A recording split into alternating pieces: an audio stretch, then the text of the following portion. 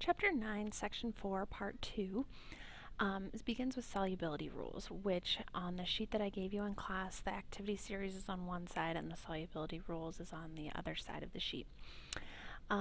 With the solubility rules, these are going to explain which substances dissolve and which ones form precipitates or solids. There is a table in your book as well. And soluble simply means that the substance is going to dissolve in water, so their state of matter would be aqueous, and insoluble means that they would not dissolve in water and therefore would remain a solid. Here's just a couple examples. So when looking at an ionic compound, you either need to find something about the cation or something about the anion on the solubility rule in order to figure out what state of matter it would be. Here we have sodium nitrate. So there is a rule about nitrates that says all nitrates are soluble. So that means that this compound is going to be aqueous. It would dissolve in water. There's also a rule about alkali metals, and that also says that alkali metals are soluble, which sodium is an alkali metal. So you could have also used that part as well. So either the cation or the anion, whichever one you can find a rule about, you can use. Same situation would apply down in this one, potassium nitrate. Again, it's got nitrate in it, so nitrates are soluble, so it's aqueous, or potassium is an alkali metal, and those two are aqueous. Here we have silver chloride. Okay, so we're going to find the rule about chlorides, which says that all chlorides are soluble except AgCl, Hg2Cl2, and PbCl2. Now, AgCl is one of those exceptions, so normally chlorides would be soluble, so normally they would be aqueous. But since this is an exception, that means that it is not aqueous, it does not dissolve. So this one is actually going to be a solid.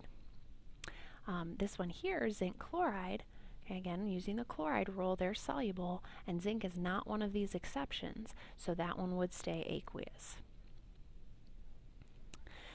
Now, this top equation here is simply a regular balanced formula equation the way we've been doing, including states of matter. Okay, this is called an ionic equation when you've got all these ionic compounds. This is a double displacement reaction that we see happening here. Two compounds and the cations switch places. So when we take this formula equation and make a total ionic equation from that, all we do is split apart anything that is aqueous into its component ions. So since they have dissolved in water, they've actually split back into their pieces. They've split into their ions. Solids, liquids, and gases, however, have not split. They are not aqueous. They have not dissolved. So they stay exactly the same. So when we write our total ionic equation, we're simply going to split anything that's aqueous. So here with potassium iodide, this one is an aqueous solution. So this one I would take and split into two potassium plus ions that are aqueous and two iodine minus ions that are aqueous. The lead nitrate is also aqueous, so it splits into lead 2 plus aqueous ions, and it splits into two nitrate ions that have a 1 minus charge that are aqueous. So that takes care of my reactants. And then for my products, the first one is a solid. So that one does not change. It stays exactly the same, so I simply write it as PbI2 solid. Then the last product is potassium nitrate, and it is aqueous. So this one will split. So this one goes into two potassium plus ions and two nitrate minus ions. The next thing that you're going to do is identify the spectator ions. Those are the ions that remain unchanged in state from one side of the reaction to the other side. So basically, these spectators just sit and watch. They don't actually participate in the reaction. They do not change state from reactant side to product side.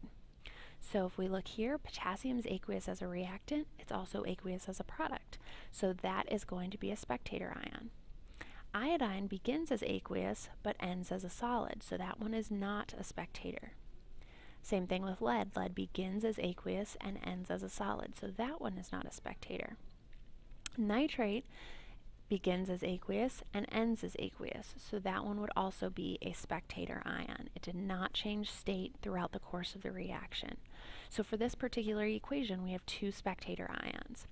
Now, not every reaction will have 2 spectator ions. It's completely different from reaction to reaction. You simply have to watch what the state changes are from reactant side to product side. Now, once we've identified the spectators, you can take the total ionic equation and then write a net ionic equation. And this one is only going to include the compounds that were involved in the chemical change. So no spectators are included here. So all I did was took the ones that actually changed throughout that total ionic equation. So there were 2 iodines that were aqueous, that were added to a lead 2+ that was aqueous, and those 3 actually ions combined to make PbI2 solid. So this sums up the actual change for our chemical reaction.